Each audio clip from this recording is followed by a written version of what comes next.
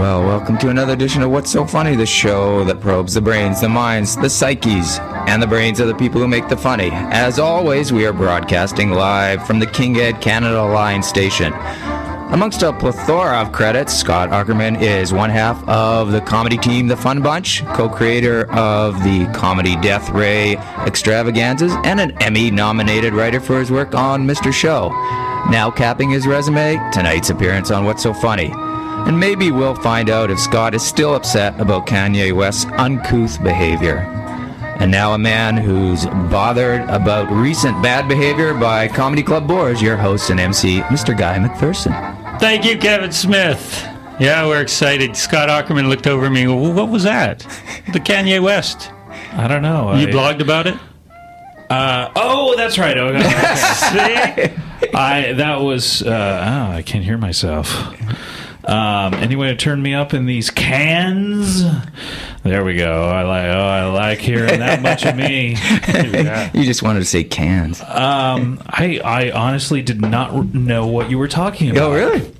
And then I realized that story happened last week, and that's exactly the shelf life of what it should be. And we got to say that you and I are dead tired after a week of Comedy Fest. It's been an amazing week. I'm so sorry to talk before I've been properly introduced, but I know that's Kevin introduced you. Oh, that's true. Okay. Yeah. We have Scott Aukerman here from Comedy Death Ray. Hi, Kevin. Hi, Guy. No, we really appreciate you coming in on a Sunday night at 11. Festival's over. You're still in town, and you have a podcast, the CDR podcast, Comedy Death Ray Radio podcast. So I felt bad for you. Thank you. And I knew what it's like. I knew that if I canceled, that you would have to scramble and call up who would Will Davis again? Oh God, no.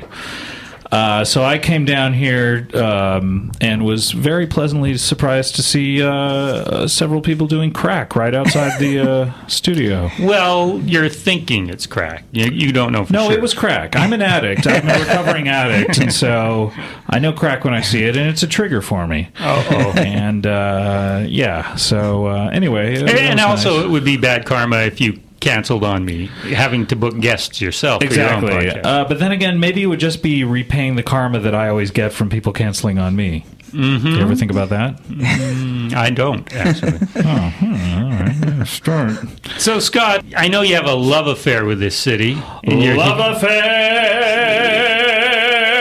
You are here every year with Comedy Death Ray, for the past 4 years, anyway. Actually, the past three. This is our fourth one because we did a February one, 6 months after the first one. Okay, so and then 3.5 years. Yeah, and Will Davis went, oh, that was a mistake. So we haven't been back. But this is my fifth time to the city, fourth time doing shows. Oh, what was the odd time? The odd time I came up for a day just to talk to Will and take a look at theaters and stuff. Boring. Yeah, okay. Yeah.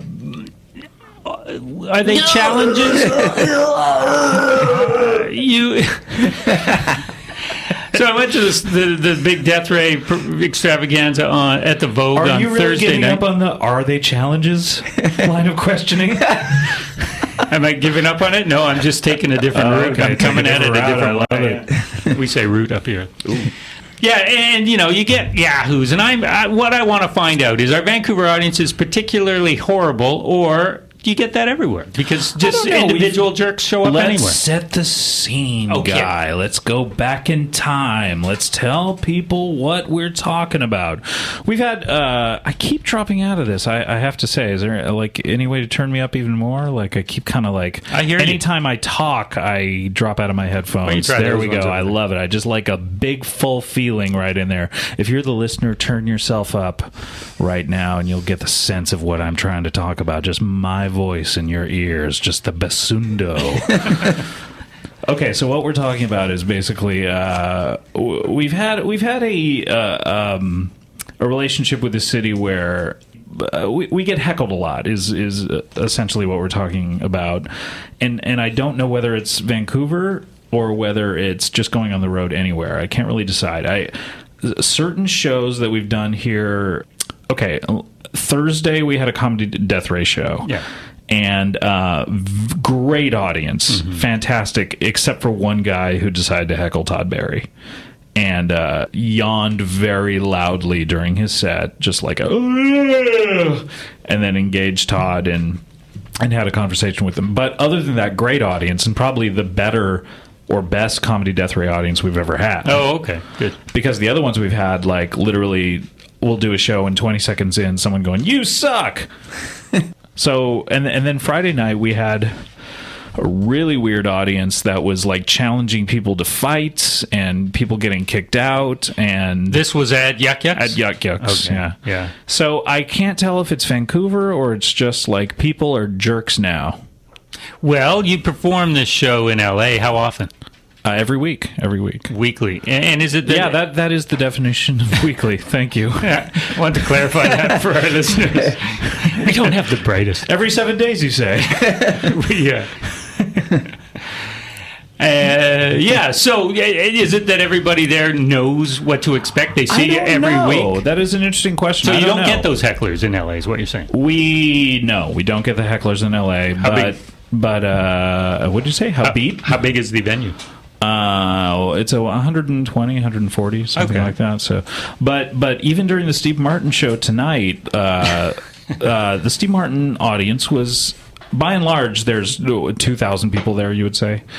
I can't speak for all of the audience. Maybe it's just the people who have the balls to go up and ask a question of him, but those 30 people are the worst 30 people in the world.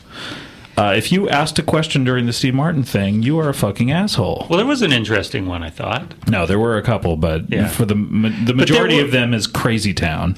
Yeah, I mean, can I have one your tie or your sock? Oh my God, that was the worst. Or will you read my? Will you read my scripts? And that's not. I mean, then there were the people who are like, "Do you want to die on stage?" Oh, but that I know, and that was from an otherwise sweet old lady. To fucking kill you. Yeah, it's crazy. So what I really want to know is that Vancouver? Is that like because even when we were when Steve Martin picked up the banjo, some jagoff yelled out "Deliverance!" Yeah. Okay, come on. Like, is that? I mean, I know that's the best you can do, but should it really be yelled out? Mm-hmm. You know, like, you got to think to yourself. Yeah, I know it's the funniest thing I've ever thought of. But is it the funniest thing anyone's ever thought of? I don't know. But I do have to say, like, the majority of the audiences have been awesome. It's just like they but you're very upset by this, you say?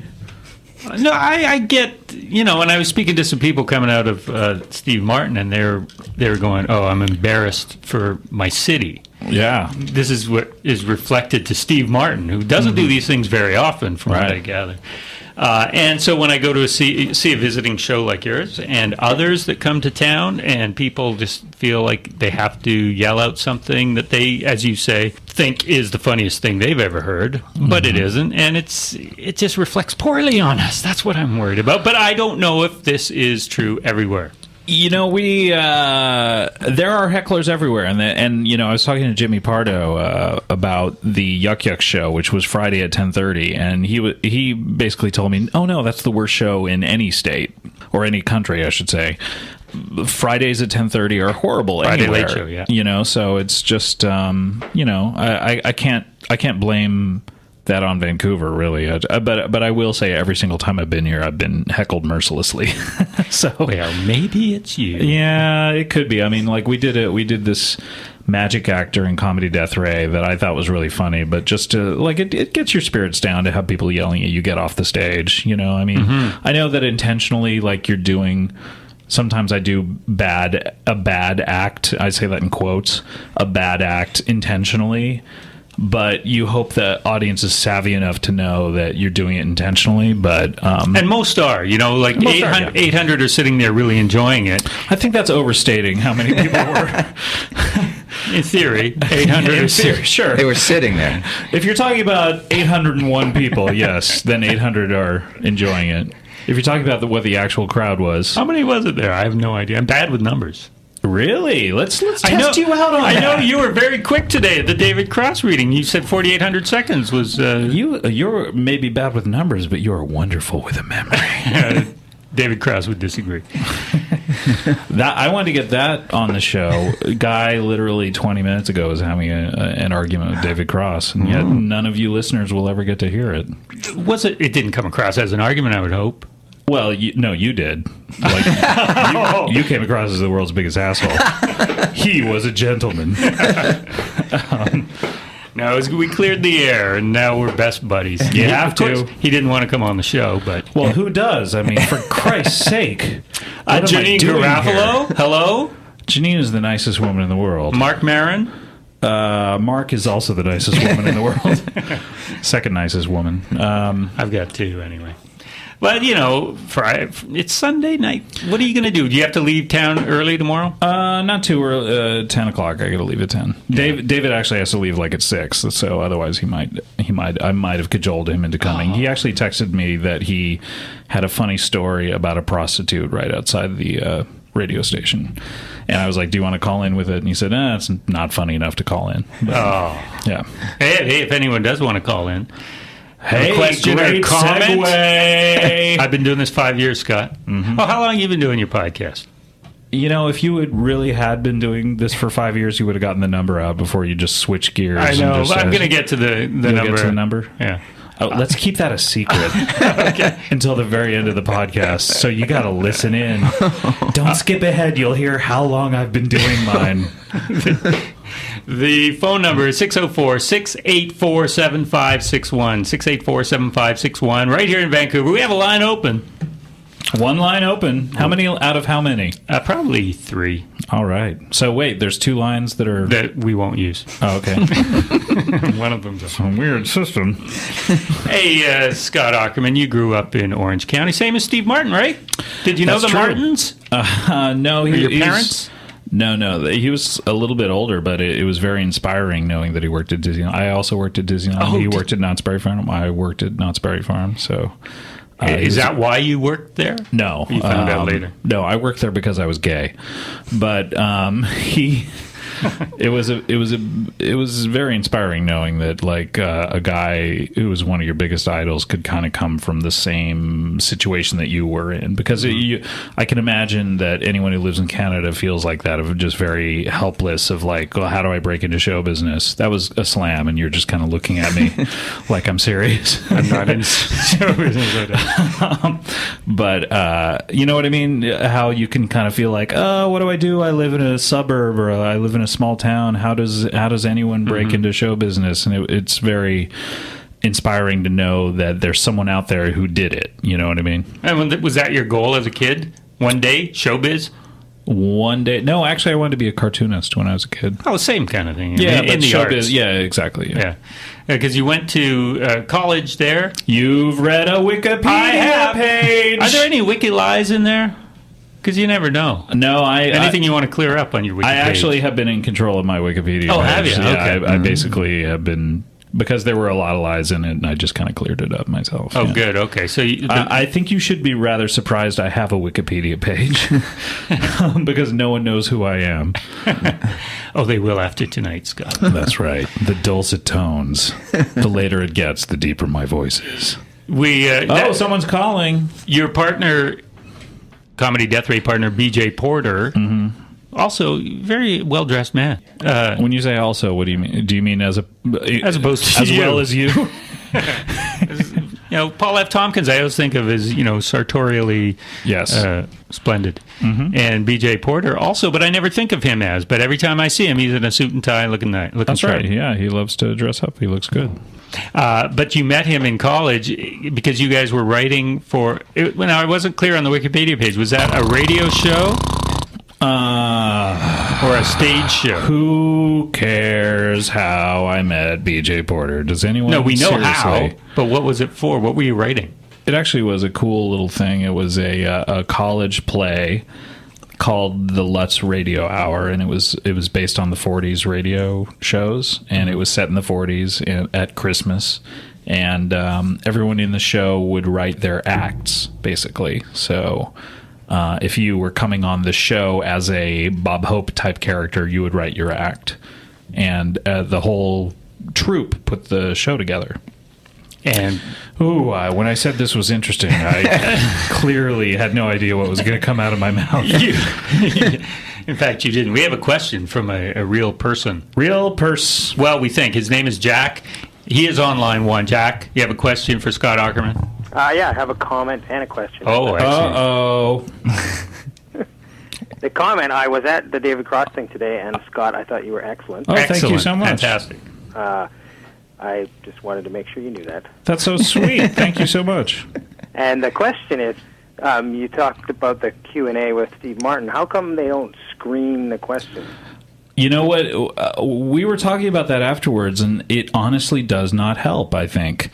Because does everyone know what Comic-Con is? The big San Diego comic book convention. Yeah. I go every year, and they screen those questions for the people because they have huge panels with 8,000 people in the room, and with the creators of Lost, and all of the questions are screened, and yet everyone who asks a question is fucking crazy.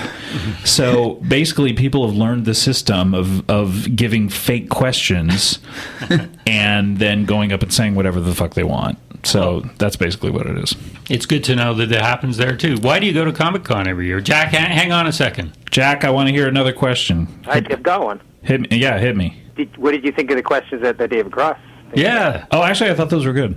There you go. Yeah, I like those. I was prepared for the freak show. Right. And well, you said right off the bat, don't ask to sign something. Yeah, that's my biggest pet peeve because that's what everyone likes to ask. I went to see a Dark Angel Q&A once with Jessica Alba, and 90% of the questions were, will you sign my such and such? And it's just boring for the audience. And it just doesn't make for a good show. I also hate the, can I have a hug? Ugh. Yeah. Although you did ask me for a hug. But not as on the mic. You drove me here. Jack, you forgot to say long-time listener, first-time caller. Jack, do you listen? Why do you listen to this show, Jack? I'm baffled by this. Minds and a couple other things. What was that? It probes the minds and a couple of other things. The brains, the minds. Thanks, Jack. All right. That was a long-distance call. Thanks, Jack. Love you. Okay, good theme music. I like the new theme music. Oh, thanks. Enough, Jack. All right, if you have a call, you can give us a call. 684-7561. Jack was so sweet. He's a sweet guy. Do you know him personally? I know him personally. I've known him since I was 4 years old. See, what am I doing here? I'll tell you, Scott, this is the first time he's ever called. He lives in Vancouver Island. I'll give you that. Okay. But I just feel like you have a show and your childhood butt buddies are calling him. No, this is the first time. Okay, that's who right. listens to the Comedy Death Ray podcast? I honestly don't know. I mean, I just got the numbers the other day. I was very surprised by them. What kind of numbers? I'd rather not go into that. Come on, tell me. We'll compare. Okay, 20,000 per week. Is that about the same? Yeah, it's probably about the same. No, really. I mean, I don't know. Is that a lot? Is that I don't know either. Yeah, I just started doing that. A lot of people don't know what you're talking about, but I'll fill them in on it. About the Comedy Death Ray? Yeah, exactly. We mentioned it earlier. You mentioned it and said the title, but you didn't explain what it is. But I have a background in broadcasting, so I'll fill in the gaps. Okay. No, it's a podcast I started doing in May at Indie 103, which is was a California radio station that it went internet only, but is an alternative music station.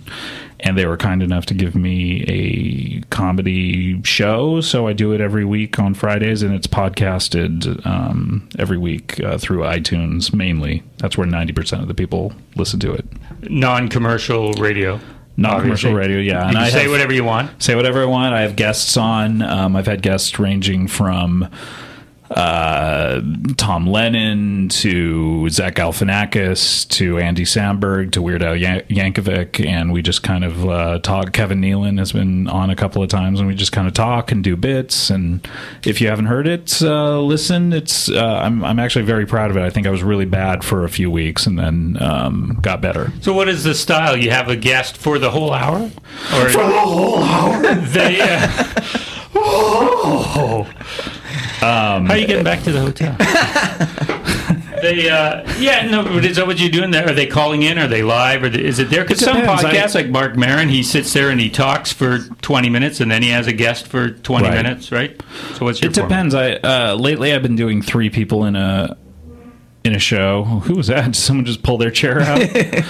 I've been doing 3 people in a show where I'll have one on the whole hour, and then the other 2 are kind of guests coming in and out, sort of like that. So, like, say I'll have, like, the Weird Al episode. Weird Al was on all hour, and then Paul Scheer also came in and did character pieces. So it's mainly a bit show where people are coming in and doing bits. It's not as like just conversational. Right.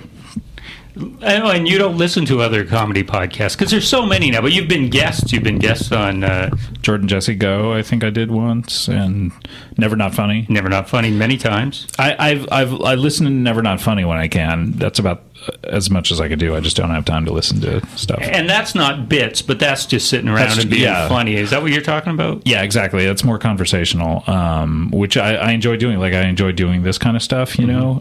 But early on, the station let me know that they wanted it to be very like people coming in with prepared material, which is great. I love the shows; they're really funny, Like because I deal with a lot of really funny comedians, so yeah, you do.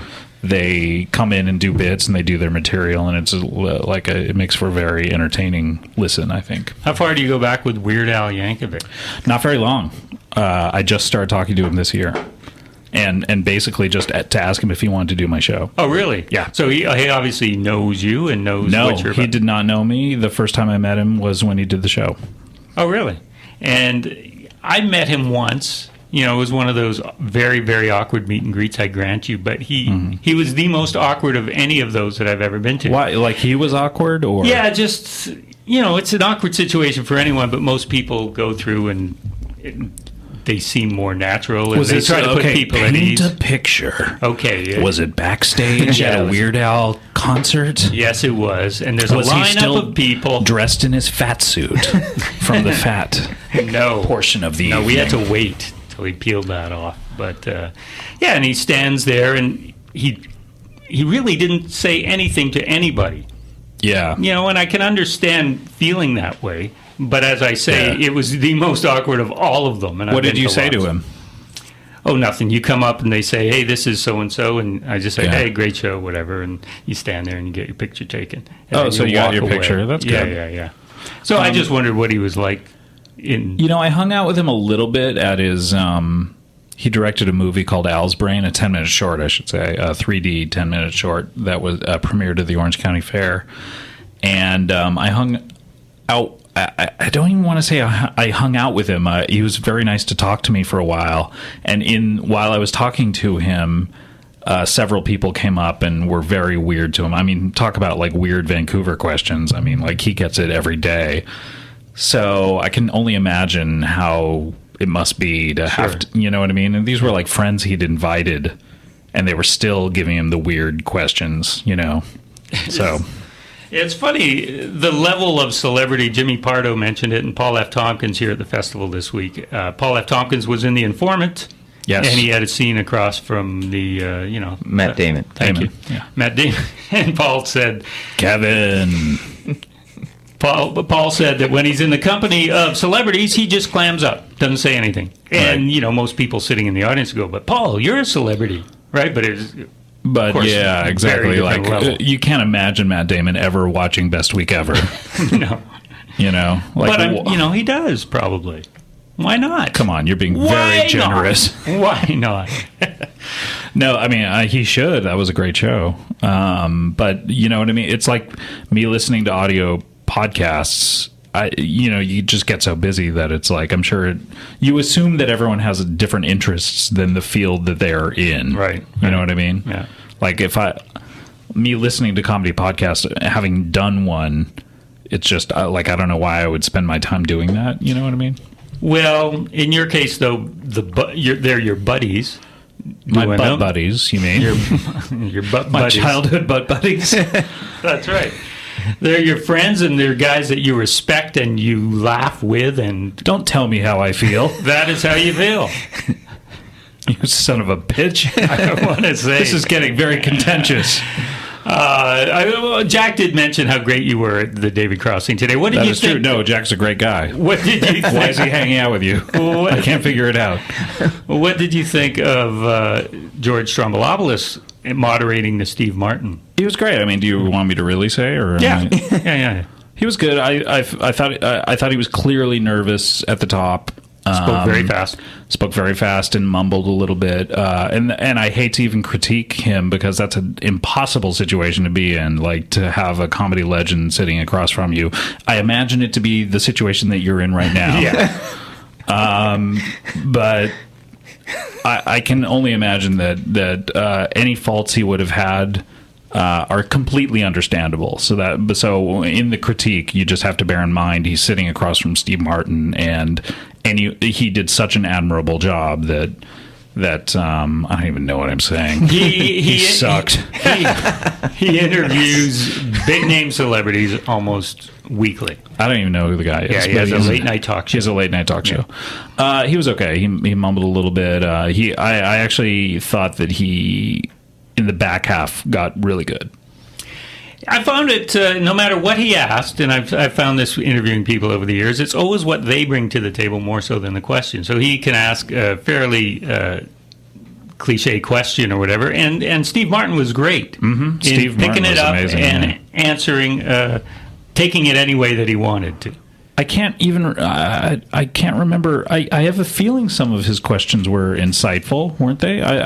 Sure. Some were, right? Yeah. So, kudos to that. I mean, I could barely think of 3 questions for David Cross. So. Oh, really? I started prepping 5 minutes before the thing. So yeah, but you went in this and you were unobtrusive and yet hilarious. Thank you. And not trying to compete, and yet getting your lines in. It's a fine line. It's easier. Thank you very much, but it's easier for me knowing David. Mm-hmm. It really is. Like I don't feel intimidated by him. I used to when we were working together, but I don't anymore. So it's like it's very easy for me to just kind of come in and go, "Hey, David, what do you want to do?" And we come up with bits and then do them. So it would be. I don't feel like I would have done as good a job as George, whatever his name is, doing Steve Martin. As he did. You know what I mean? I would have been too nervous, I think. Well, you would have had more than 5 minutes to prepare, too. Yeah, probably.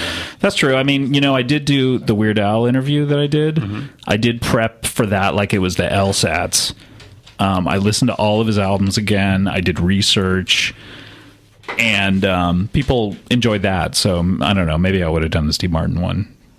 I think you would have done just great. And I think there's a role there. Comedy interviews with Scott Aukerman. A lot of people have tried it. David Steinberg had a show. Did you ever see that? I never did. No, not very good. But he had it in front of a live audience. We have we don't weed out all the callers, but we have a question here. We don't know the name of this person. I don't think it's a friend of mine, is it? Do I know you? I'm probably not, guys. Jane. Hi, how are you? Oh, Jane Stan, former guest of the program. Oh, okay. Hi, Jane. Hi, Jane. Hi, I'm good. Why would you be a guest on this program? What? Why would you be a guest on this program? Because Guy kidnapped me. I know. I feel like that. Jane is... He took me to the second location. It was horrible. Ooh, yeah.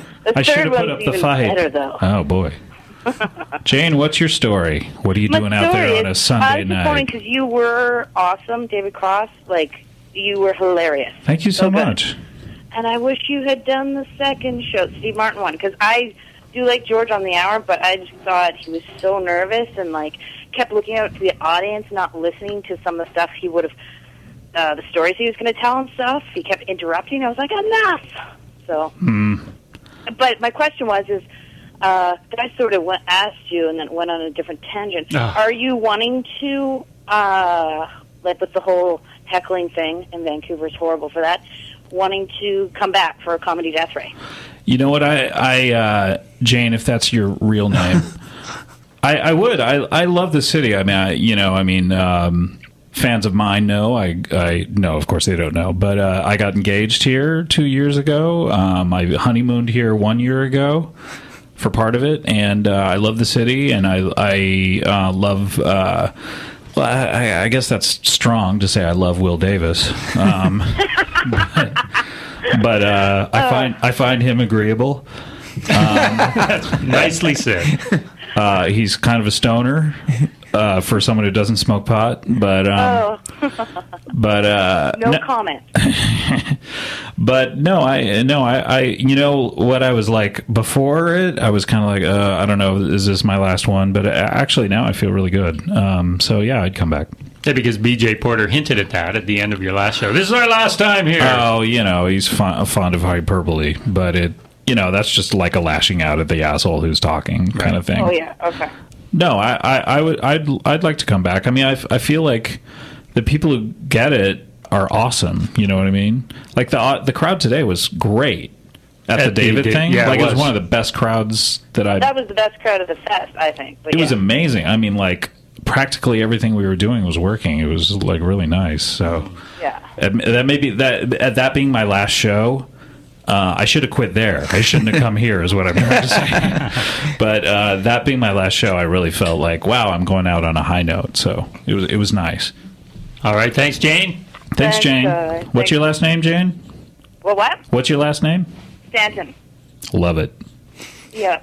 Okay. Bye. All right, bye. Jane Stanton. She does the Teen Angst show that was here at the Comedy Festival. She also did an XM taping at the Media Club.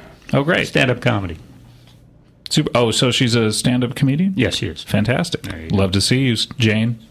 Maybe next year. Yeah, you always have a local on the Comedy Death Ray when you come up here. Will's forcing that on you, no doubt. But what's your take? What do you think? Do you when you're backstage, are you listening to them? For the most part, I unfortunately did not get to hear Phil Hanley because I was getting into costume, as we say in the theater. But big pointy hat. Like we had Graham Clark on last year. He was great. I like most of what I've seen here. Okay. Yeah. And some people have asked, like, do you take this on the road, or is it only Vancouver? Will Davis brings you up here. We've done San Francisco every year, and I don't mean to say every year, like every year they've been doing it, but for the past 4 years, I would say. We've done South by Southwest for the last couple of years. That's been good, and we're trying to get a tour. We have basically a booker who wants to book it whenever I have time, but I haven't had time yet. Yeah, so, you're a busy guy writing? Is that what you're doing? Mainly writing, yeah. Scripts, TV. You started writing on Mr. Show? That was my first job. And that was the last year of Mr. Show, was it? The last year, yeah. So you were understandably nervous around David Cross then. They were kind of a hit. Yeah, well, also David was one of the reasons I started doing comedy. And, it's very weird to have the guy... Basically, the reason I started was I went to go see... Sorry about that. I went to go see Bob and David do a show and said, oh, that would be cool to do something like that. And then to have the guy that... made you want to start doing it, hire you, and for him to be, such a weirdo. You didn't sense that before? No, David and I never really, it was interesting because we went out for drinks after the show had wrapped a few months later, and we had a great conversation. He was like, I wish we'd done this during the show, because, we never really got to know each other during the show.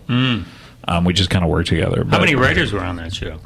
I think about 8, maybe. And was it like sometimes you hear these people on SNL writing and nothing gets on? Was it like that? No. Just sort of a crapshoot? No, not at all. No. It's a very different system than with SNL. I mean, SNL, as far as I understand it, you write stuff that week, and if it's shot down, it's shot down, and you're never supposed to... ever approach them with it ever again. You're not supposed to rewrite it. You're not supposed to... Really? We did a lot of rewriting. I mean, anything that got on the show pretty much was rewritten 5 times or so. We went through a lot of drafts. So every writer was very involved in almost everything that went up there. Why did the show end? I don't know that. I'm sure the every show ends. Fans, I know, but normally it was 4 after years. a half hour, you just... it's got to stop.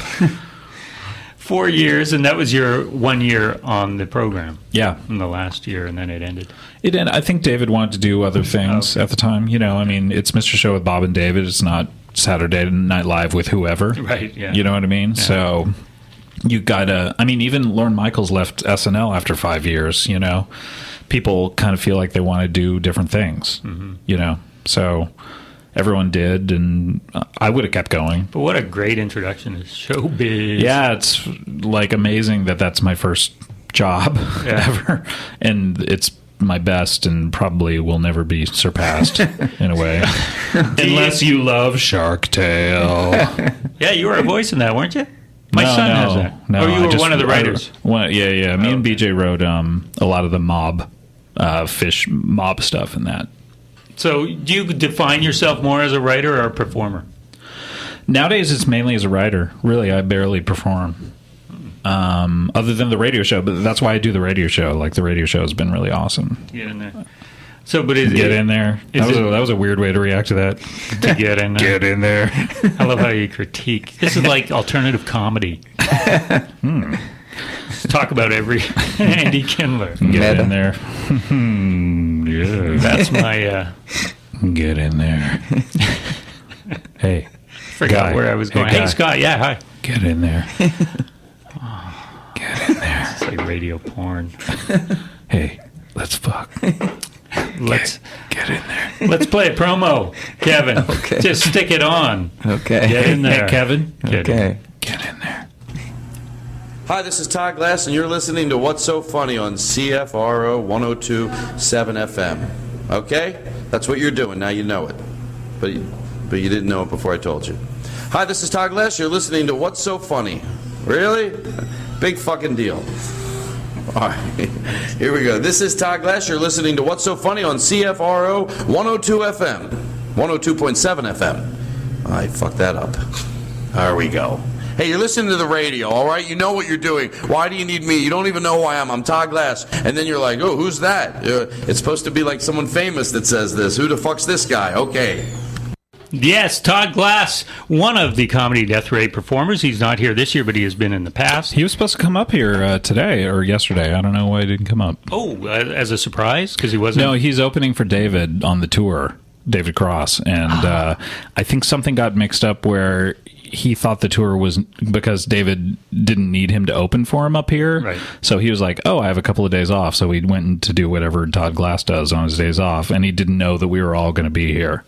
So he just didn't. So, yeah. You didn't invite him. So how do you book the show up here? Is it, I mean, because you have a stable of performers or people that perform often at right. Comedy Death Ray. How do you choose who?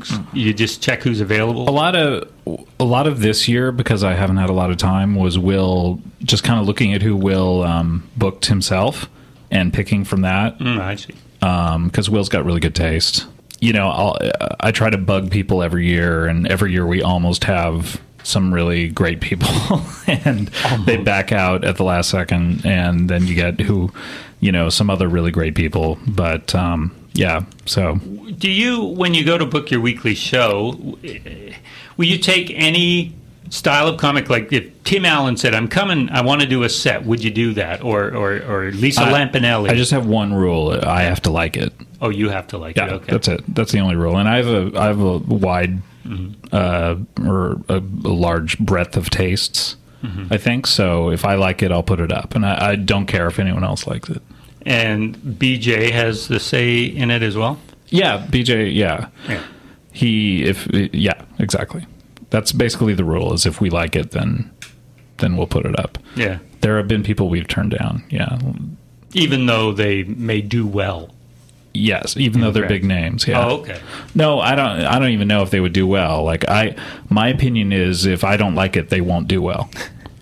You see what I'm saying? And yet, some people that you do like don't do well. Yeah, and I keep putting them back on until people get it.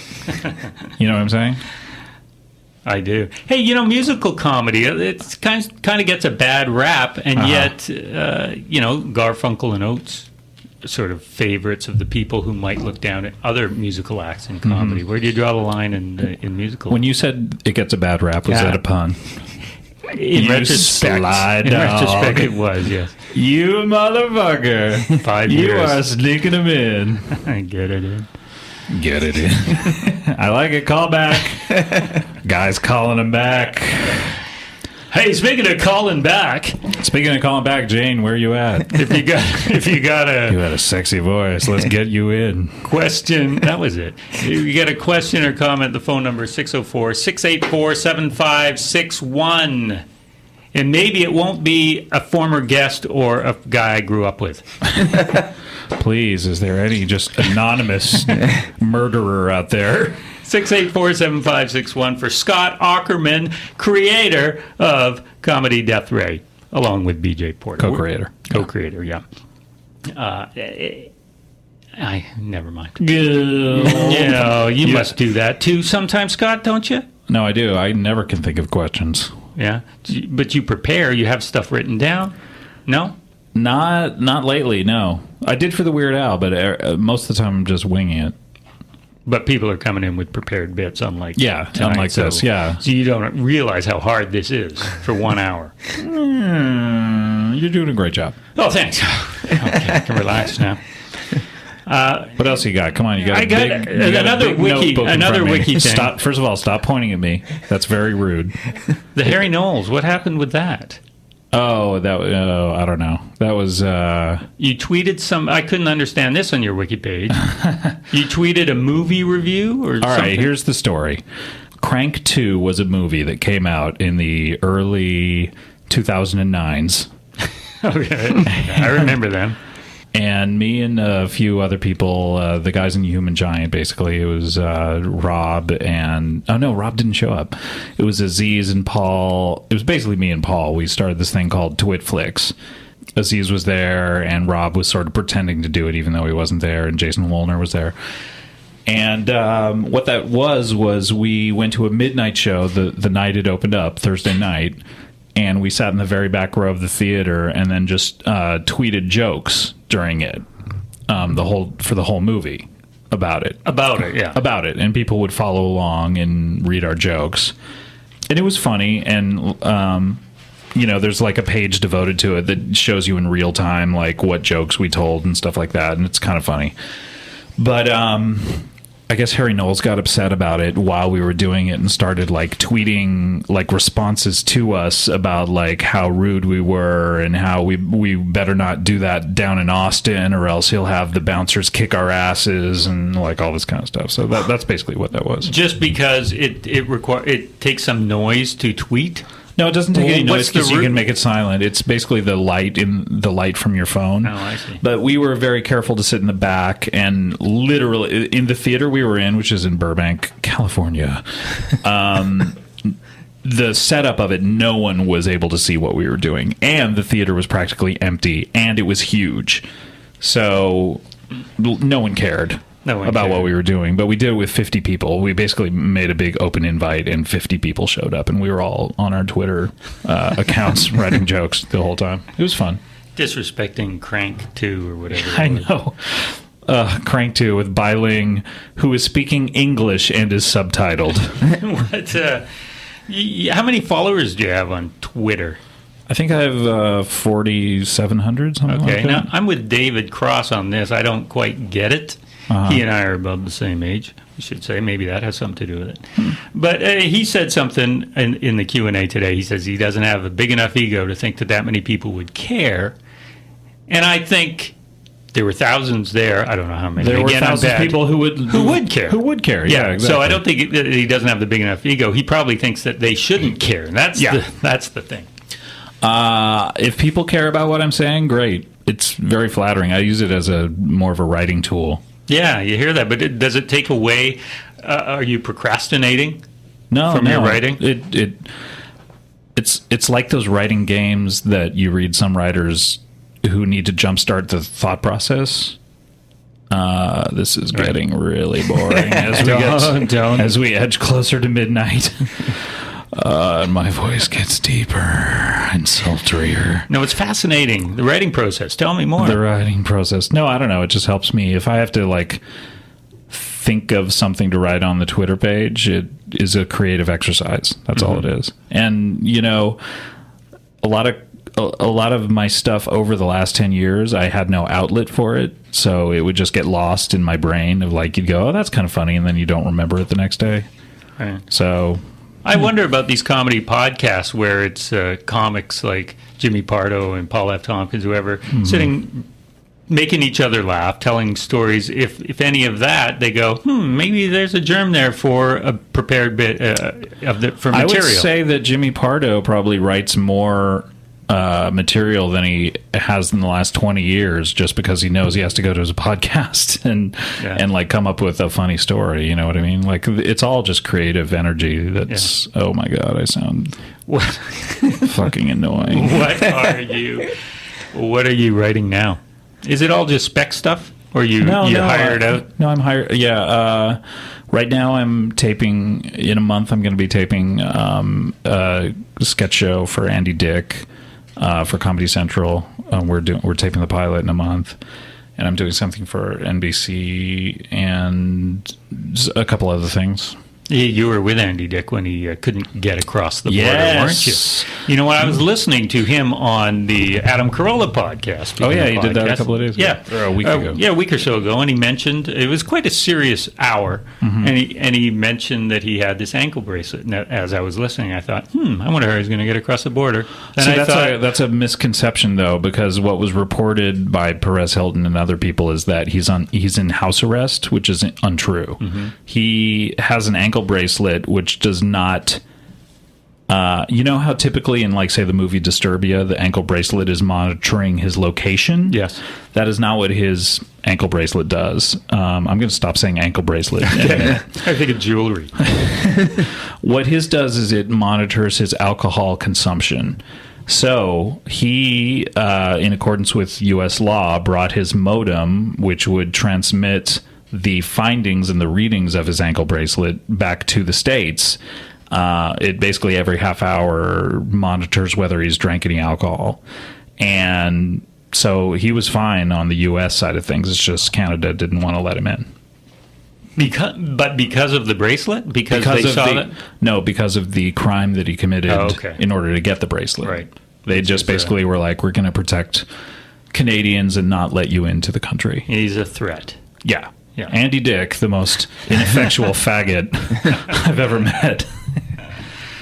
Oh, so that was disappointing. Now, I haven't seen his stand-up act. I think he actually was not going to be doing stand-up. We were doing sketches together. It was him and me and BJ doing sketches together. He was scheduled for Yuck Yucks on a Wednesday night with Comedy Noir and Picnic Face as a special guest. So I assume he would have come out and then told stories. No, we were all supposed to do sketches. That's more of a Will Davis thing. He's not disagreeable. No, Andy was coming up with the express intention just to do sketches that we've been working on for the show, right. and we've been doing them live down in LA together and working on them, and so yeah, we were just going to be doing that up here. He is essentially a sketch comic. Or comedic actor more than stand-up. He started just as an actor. I mean, he was just an actor and then kind of fell into comedy. He was telling me about how Ben Stiller wanted him to be in the Ben Stiller show, and he's like, I'm not your guy. I'm not a comedian. And actively tried to talk Ben out of hiring him. Interesting. Now, you too? Were you in musical theater? Do you mean U2 the band? No, I mean you as well. Bono was in musical theater, yes. Were you in musical theater? Someone I find this hard to believe. In musical theater. No, yeah, I was in musicals. I sang opera, and I went around and toured not this country, but the land of mine, the United States of America, right. 3,000 miles wide. I toured doing musicals. Which musicals? Oklahoma was one I did, and you're laughing, Kevin Smith, like I'm lying, but I'm not. Christmas Carol, Oklahoma. I did a lot of West Side Story. I did a ton of them. And you like musicals? Yeah, I love them. I do too. Let's fuck. Well, we should, because that's the reputation. But what's your favorite musical? I love The Music Man. I love Jesus Christ Superstar. Oh, that's fantastic. 9 is really good. Don't know that one. Sweeney Todd. That's probably my favorite of all time. Yeah. West Side Story, Guys and Dolls. Look, I love them all. You don't have to convince me. They're all great. I'm not incredibly fond of the more modern ones, like, the later Andrew Lloyd Webber ones. Yeah, exactly. Yeah. Like Phantom, I actually have grown a little, like I sort of like the music to it now, but for a while I was like anything past Cats I didn't really like. So. Didn't like Cats. Did not like Cats. I did not, no. Yeah. I saw it when I was 14 at the Schubert and was just like, what the fuck is this faggotry going on? Where's the story? That's what I wanted to know. Oh, okay. Well, you and I were very different. You were fine with it. You just wanted them to have a reason for doing it. Exactly. If they're cats singing. So, and you were in a band too. So, do you do any music now at all? I don't know. I could sing a song here. Is that what you're asking me? I was hoping. That's what I was getting at. Danny boy. Give us something from Oklahoma. Oklahoma. Oh God, what was that song? The one I would have to start it a cappella, and I remember like the orchestra would come in at a certain point. After I'd started singing, I'd sing a couple of bars, and then the orchestra would come in, and then one week I was so off key that it just sounded so horrible. What was it? There's a bright da-da-da-da-da-da. That one I can't remember. It's a What a Beautiful Morning. Yeah, that's right. The corn is as high as an elephant's eye. Yeah, the corn is, and I remember I was saying the corn is as high as an elephant's eye, and they had to correct me as a elephant's eye. That's the way it is? Yeah, I had to sound more common. As an elephant's eye. And I was also saying genuine, and they were like, genuine. Interesting. And did you enjoy your time on the musical theater stage? Yeah, I loved it. The problem with it for me was I didn't like changing clothes that much. Honestly, that was like why I got out of it. Really? I hated it. I hated changing clothes. And I always would say my perfect job, like I love doing plays and musical theater, but I would love to arrive at the theater 5 minutes before and then go up in my street clothes and never have to change. And that's basically what stand-up is, but you also get to drink. You found the perfect job, and yet you were putting on costumes so you couldn't hear Phil Hanlon. I know. I had to put on a stupid magic hat. Do you perform stand-up solo? Sometimes. Not so much anymore. I'm not, like, incredibly great at it. No? I kind of feel like the Comedy Death Ray Radio, like being a host and stuff like that, is like more what I'm better at. You know what I mean? Other than like coming up with observations about stuff. I've done it, but I'm not incredible at it. Did you have radio training? You said you did when you were trying to one-up me. Okay, thank you. But you and BJ perform as a comedy team. I love the comedy team, and I think more people should do it. More people should do it. Less, 2 people less than me and BJ. But yeah. Were you a fan of comedy teams? Yeah, our team was based on. This is so informational. I'm so sorry. We were based on like Dean Martin and Jerry Lewis.